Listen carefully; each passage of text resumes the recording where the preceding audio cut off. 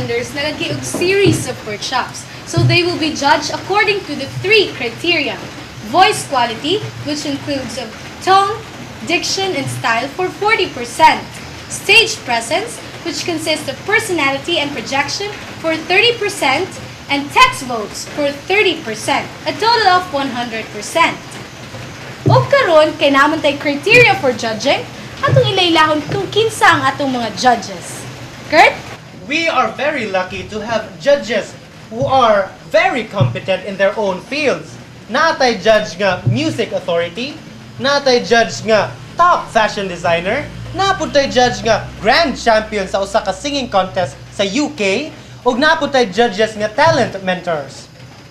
Yes, and before we prosper to another commercial break, I would like to thank the Prince of Food Couture, Mr. Gil Macaibay III, Jerome Cabaneros for making us beautiful and handsome. Also, Clark Hatch, Wolfram Virtual Works, Gardens of Malasag Ecotourism Village, kung aha mi karon. Thank you so much. And also, live music venue, the home of Mindanao Pop Idol. Don't go away, because Mindanao Pop Idol will be right back.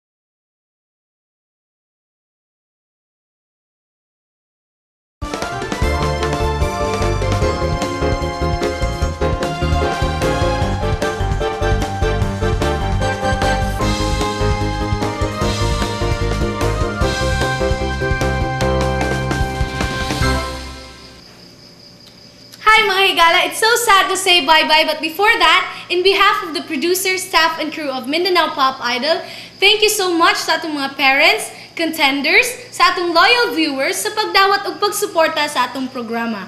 You were all instrument in making this show realized. Ug daghan pa kayo mga sorpresa. Tutok lang dinhi sa Mindanao Pop Idol, search for the next singing sensation. See you next week! I'm the next singing sensation.